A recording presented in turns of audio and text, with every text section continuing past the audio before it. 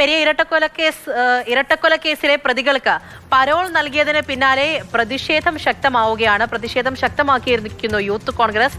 ഇന്ന് വൈകിട്ട് കല്യോട്ട് ടൗണിൽ പ്രതിഷേധ കൂട്ടായ്മ സംഘടിപ്പിക്കും. ജില്ലാ പോലീസ് മേധാവിയിൽ നിന്നോ പ്രദേശത്തെ പോലീസ് സ്റ്റേഷനിൽ നിന്നോ പരോളിന് മുമ്പ് റിപ്പോർട്ട് തേടിയില്ലെന്നുള്ള ആരോപണവും ശക്തമാണ്. സാരംഗ് സുരേഷ് വിവരങ്ങളുമായി ചേരുന്നുണ്ട്. സാരംഗ്, ഈ പരോൾ അത് അനുവദിച്ചു എന്നുള്ള വിവരങ്ങൾ പുറത്തു വന്നപ്പോൾ തന്നെ വലിയ പ്രതിഷേധം ഉയർന്നാണ്. കുടുംബം ശരത്ലാലിന്റെ അച്ഛനടക്കം മാധ്യമങ്ങളെടുത്ത് സംസാരിച്ചത് കേട്ടതാണ്. അതിന് പിന്നാലെ ആഭ്യന്തരമന്ത്രി റിപ്പോർട്ട് തേടിയ കാര്യമാണ്. അപ്പോൾ ഇത് വലിയ രീതിയിൽ ഇപ്പോൾ പ്രതിഷേധത്തിലേക്ക് പോകുന്നുണ്ട്. പല ആരോപണങ്ങളും ശക്തമായി നിലനിൽക്കുന്നുണ്ട്. എങ്ങനെ പ്രതിഷേധം കടുപ്പിക്കാനാണ് തീരുമാനം? ശിക്ഷാവിധി പ്രഖ്യാപിച്ച് ഏതാനും ചില മാസങ്ങൾക്കകം തന്നെ കേസിലെ പ്രധാനപ്പെട്ട പ്രതികൾ പരോളിന്റെ ഭാഗമായി പുറത്തിറങ്ങുന്ന കാഴ്ച തന്നെയാണ് നമ്മൾ നിരന്തരമായി കണ്ടുകൊണ്ടിരുന്നത്. അത് കൃത്യമായ ഇടവേളകളിൽ തന്നെ ഈ രീതിയിൽ സമാനമായ രീതിയിൽ തന്നെ പ്രതികൾ പുറത്തേക്ക് വരുന്ന സാഹചര്യം ഉണ്ടാകുന്നു. ആ സമയത്തൊക്കെ തന്നെ ജില്ലാ പോലീസ് മേധാവിയിൽ നിന്നും ബേക്കൽ പോലീസ് സ്റ്റേഷനിൽ നിന്നും അടക്കം കൃത്യമായ ലോക്കൽ റിപ്പോർട്ട് അടക്കം തേടിക്കൊണ്ട് തന്നെയാണ് പ്രതികൾക്ക് പരോൾ അനുവദിച്ചിരുന്നത്.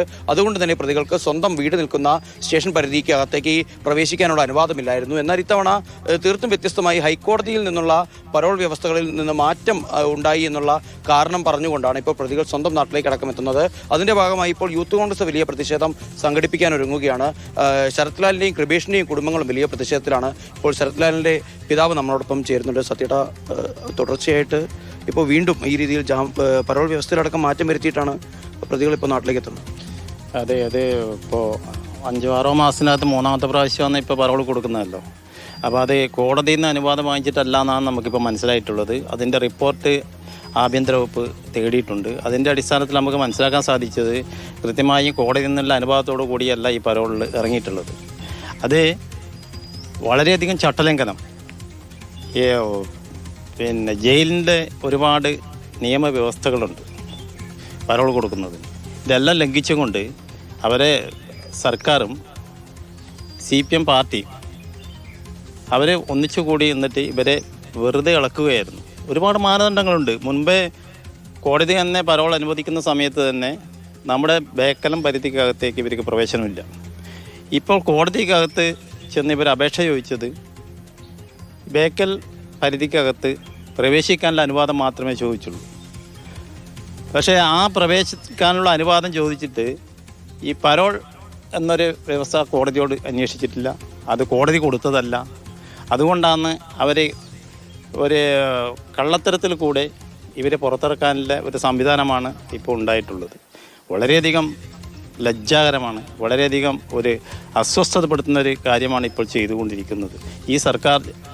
ഇതിനെതിരെ ഇപ്പോൾ യൂത്ത് കോൺഗ്രസിൻ്റെ നാട്ടുകാരും എല്ലാം ഒരു പ്രതിഷേധം വെച്ചിട്ടുണ്ട്. ഇത്രയും അനീതി കഴിഞ്ഞ സർക്കാർ പ്രവർത്തിച്ചിട്ടുണ്ടെങ്കിൽ അതിനെതിരെ ശക്തമായ നിയമപോരാട്ടം മാത്രമല്ല, അതുപോലെ പ്രതിഷേധ പ്രകടനങ്ങളടക്കം നാട്ടിലുണ്ടാകും. ഇതിനിപ്പോൾ ആഭ്യന്തര വകുപ്പ് റിപ്പോർട്ട് തേടിയ സാഹചര്യത്തിൽ അതിന് വേണ്ടുന്ന നിയമപരമായ ഒരു നടപടി ഉണ്ടാകും എന്നുള്ളൊരു പ്രതീക്ഷയിലാണ് ഇപ്പോൾ നമ്മൾ നിൽക്കുന്നത്.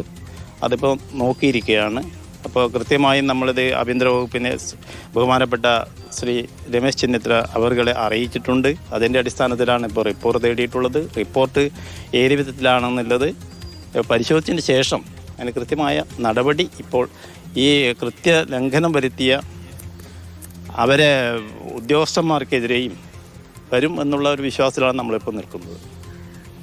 അതുതന്നെയാണ് കാരണം ജയിൽ പ്രൊബേഷൻ ഓഫീസർക്ക് പോലും അറിയില്ല. അതോടൊപ്പം തന്നെ ജില്ലാ പോലീസ് മേധാവിക്ക് അറിയില്ല, ബേക്കൽ പോലീസ് സ്റ്റേഷനിലെ SHOയ്ക്ക് അറിയില്ല. അത്തരത്തിൽ പ്രധാനപ്പെട്ട ചുമതല വഹിക്കുന്ന ഉദ്യോഗസ്ഥർക്കൊന്നും തന്നെ ഈ പരോളുമായി ബന്ധപ്പെട്ട വിവരങ്ങളൊന്നും തന്നെ ലഭിച്ചിട്ടില്ല. പ്രതികളിൽ പലരും നാട്ടിലെത്തിയതിനു ശേഷമാണ് പോലീസ് ഉദ്യോഗസ്ഥർക്ക് അവരുടെ വീടിന് സംരക്ഷണം നൽകണമെന്നുള്ള ഒരു ഉത്തരവ് അല്ലെങ്കിൽ അത്തരത്തിലൊരു നിർദ്ദേശം മേൽത്തട്ടിൽ നിന്ന് വരുന്നത്. അപ്പോൾ മാത്രമാണ് ഇവിടെയുള്ള ലോക്കൽ സ്റ്റേഷനിലടക്കം ഈ രീതിയിൽ പ്രതികൾ പരോൾ നേടി വീട്ടിലെത്തിയിരിക്കുന്ന വിവരം അറിയുന്നത്. പെരിയ കേസിലെ പ്രതികൾ മാത്രമല്ല, സമാനമായ രീതിയിൽ തന്നെ രാഷ്ട്രീയ തടവുകാരായി ജയിലുകളിലേക്ക് എത്തിയ കണ്ണൂർ സെൻട്രൽ ജയിലിലേക്ക് എത്തിയ 60ഓളം ആളുകൾക്കും സമാനമായ രീതിയിൽ തന്നെ പരോൾ അനുവദിച്ചു നൽകിയിട്ടുണ്ട്.